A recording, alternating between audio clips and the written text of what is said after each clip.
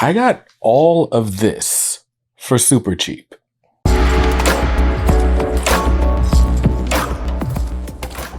Welcome back to Comics Are Dope. I'm BJ Kicks, and you guys already know I don't really do big comic hauls unless there is some sort of common theme that I can tie the books together with. Plus, quite honestly, it is not often at all where I buy a bunch of books in the same month. Now, this time, the focus of this haul is books, specifically hardcovers, that I bought on a budget, mostly from hamiltonbook.com, which is basically like, I don't know, there's like those overstock liquidation type or stores. Like I've done Ollie's hauls a bunch of times where they buy the publisher overstock surplus stuff and sell it off super cheap to those looking for things at a discount. As a matter of fact, I went to Ollie's yesterday, super random. I went to Ollie's yesterday and bought a coffee maker for $12. Like one of those traditional drip coffee makers, not the Keurig. Gotta say, 4 out of 10. Would not recommend unless you just love coffee. There is so much maintenance on regular coffee makers. Like, just give me a K-Cup pod and we'll call it a day. But anyway, stores like Ollie's, they buy surplus from manufacturers, publishers, distributors, things like that. And that is how we get all these books for super cheap. And hamiltonbook.com is basically like Ollie's on the internet. They sell books, DVDs, Blu-rays, and so on. But anyway, bought some of these books on Hamilton Book, a couple on Amazon, one on eBay. We're going to go through them all because I got these all super cheap. I tell you guys all the time, patience saves pockets. If you're not in a rush to get the latest and greatest, you can find great deals, great reading material without breaking your pockets at all. So we're going to start with the standard size stuff that I bought, again, from Hamilton Book. So first off, we got Batman Earth 1. I got volume 2 and volume 3. Now, Batman Earth 1, I actually read volume 1 in trade paperback, and I bought volume 1 and volume 2 in trade paperbacks at Ollie's, coincidentally. And my thought was, okay, well, I'll wait until I can find a volume 3 paperback for the low, and then maybe I'll custom bind them all together in a hardcover. Maybe that'll be my first custom hardcover. Well, they never released volume 3 in a trade paperback. Instead, they put out a Batman Earth 1 complete collection by Jeff Johns and Gary Frank. And I just couldn't bring myself to spend $40 on this thick trade paperback when I already owned 2/3 of the material in another format. So instead, I decided to buy all the material again. So anyway, I go on Hamilton Book, and among the latest things that they've added to the website were volume 2 and volume 3. Well, volume 2 and volume 3 of Batman Earth 1. Had them up there for $7.95 each, which in my opinion is quite the steal. So I bought them. Brand new. These are publisher overstock, but neither of these have remainder marks on them. So that's another win in my book. Volume 2 and volume 3. For less than $20 total. And then I was like, well, I got to find volume 1. And if I don't get volume 1 at as good of a price or better, then I got, it's not good. It's not good for me. I feel like I got hustled if I spend more for one volume in a set than I did for the others. But anyway, went on Amazon the next day and found this. Batman Earth 1, Volume 1. As you can see, it's already opened. It was a used copy in very good condition, probably from like a Half Price Books or something. I can't remember who the seller was, but they had this up there for $5.40. It cost me like $6.21, including shipping, to get this book in.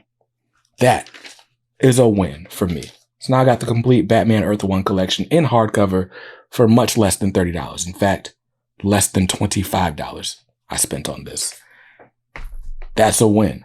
Now, next thing I got, this actually is not a Hamilton Book purchase. This came from eBay. So this is the Justice League of America, the Lightning Saga.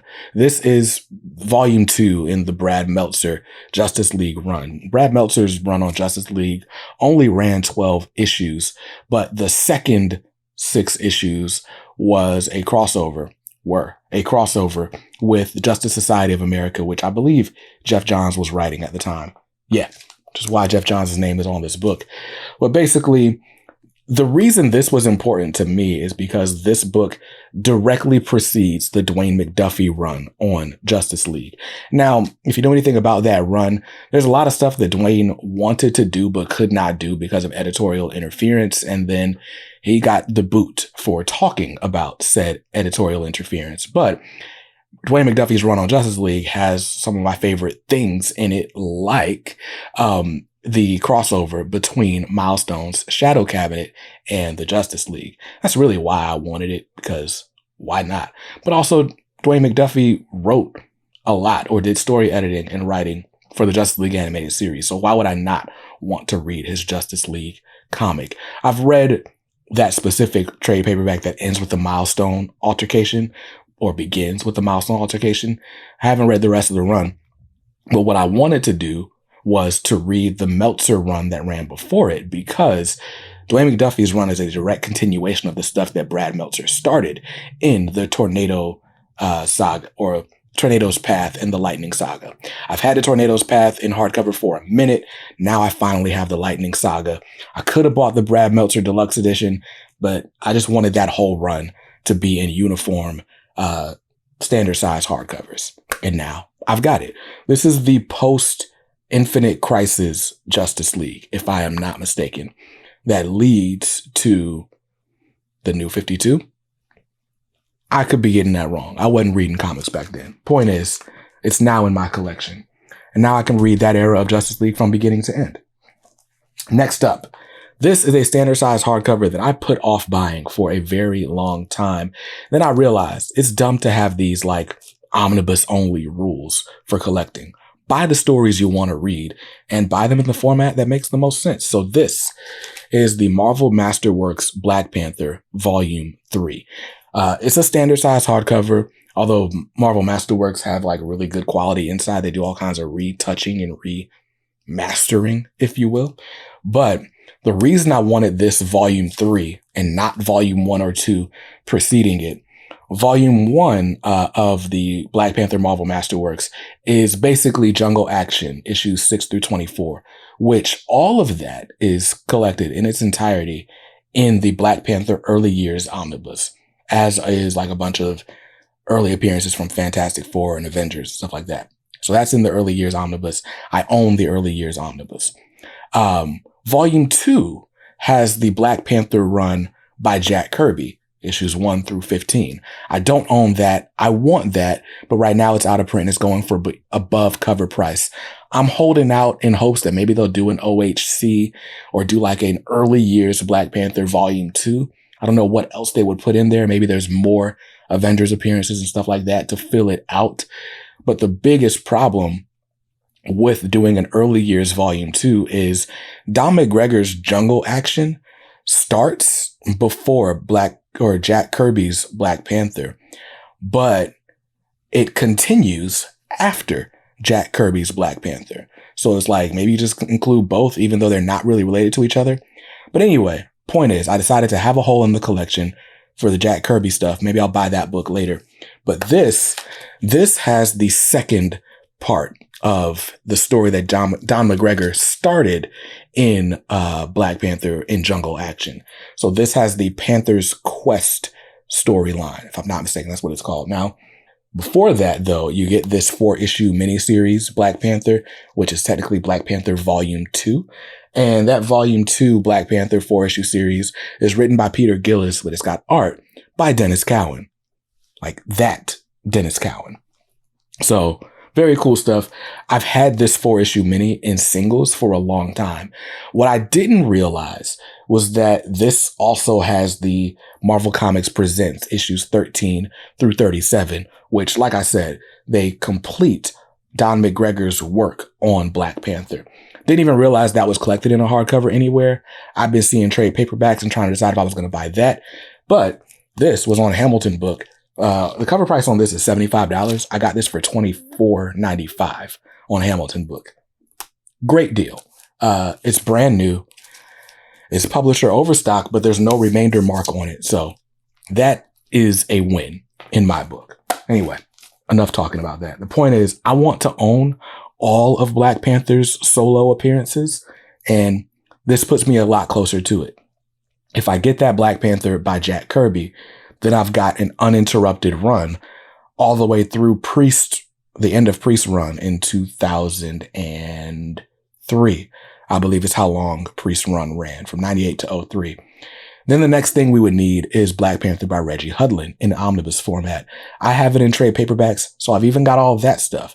Then what I'm missing after that is the Jonathan Mayberry stuff, like that goes with the Doom War and Deadliest of the Species and stuff. That's Hudlin as well, but there's a bunch of Mayberry stuff in there. And then we get to the Coates era, which I also have in omnibus format. So my quest to collect all of Black Panther, this was a necessary component until they solicit an Early Years Volume 2 or something. But considering that was only like number 200 in the omnibus poll, I'm not holding my breath. Anyway, Black Panther. Next up, another book I grabbed from Hamilton Book in the same purchase as the Black Panther, because Hamilton Book's got like this, it's basically flat rate shipping. So I never buy just one book from Hamilton Book. Like, you got to buy two to make the shipping worth it, in my opinion. So I got this, Wonder Woman, the Hikatea Deluxe Edition. Now, I have kind of famously never read a Wonder Woman story. The only one I've even really started is Wonder Woman Dead Earth, which is an Elseworld. It's a Black Label thing. This is Wonder Woman by Greg Rucka, and it's probably most famous for this cover by J.G. Jones, who does the artwork inside. And it's Wonder Woman stepping on Batman's head. Like, I don't know. If you want to get me to read a Wonder Woman book, put Batman on the cover. That's my advice to you, DC Comics. Somebody tell me where to start reading Wonder Woman, and maybe I'll read Wonder Woman. Can't lie, not super interested, but I'm going to read this because it's super thin. It's super short, and it's Batman in it.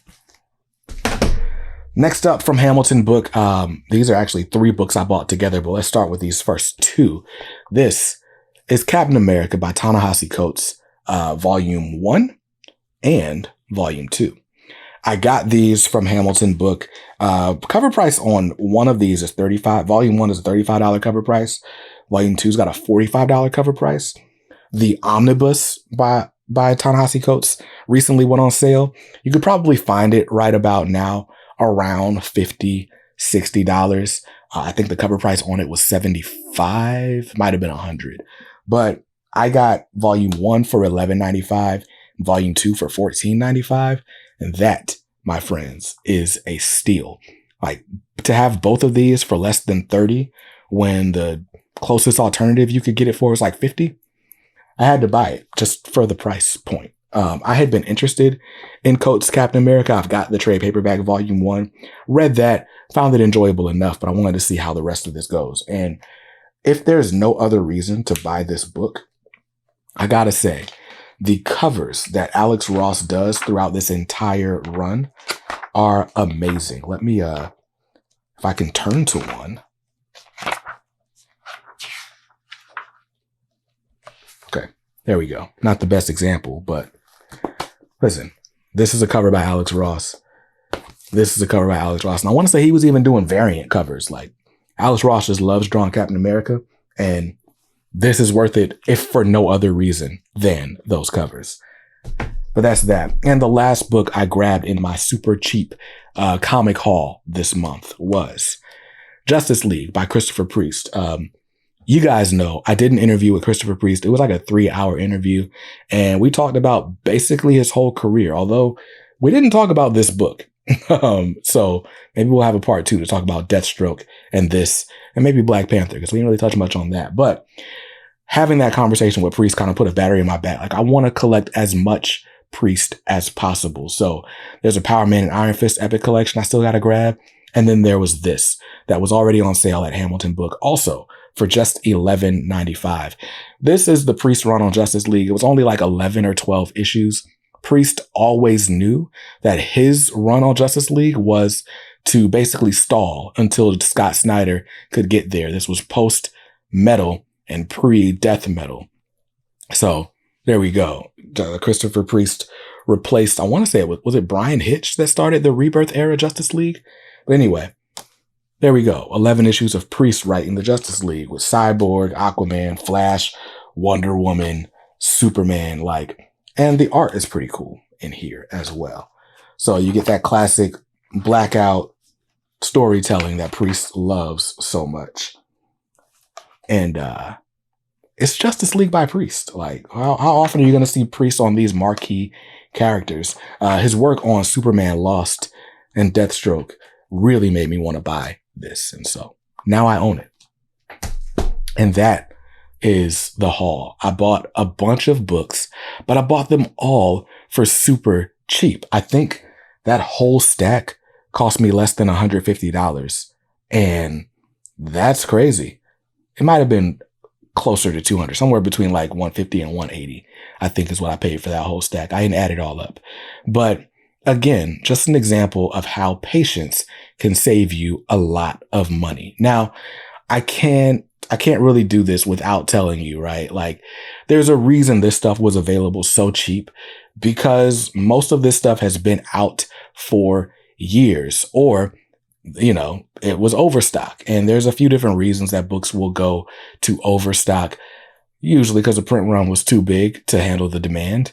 But also sometimes companies change distributors and things like that happen. But the point is, if a book is already on those discount sites, it's usually for a reason. A lot of the more quote unquote popular stuff, or whatever, the stuff that's more sought after, you're not going to find on sites like this. So it doesn't always behoove you to wait. So if you want to make sure that you're getting your stuff on time, immediately upon release, then check out our channel sponsor, organicpricebooks.com. You're going to pay a little bit more than you would pay here, but you're going to pay way less than the cover price on books. And as long as you use my discount code BJKicks at checkout, you'll save an extra $2 on every order, every time. Shout out to OPB for always supporting the channel. I'll see you guys in another video real soon. Until then, stay safe, stay awesome, and read something dope today. Peace.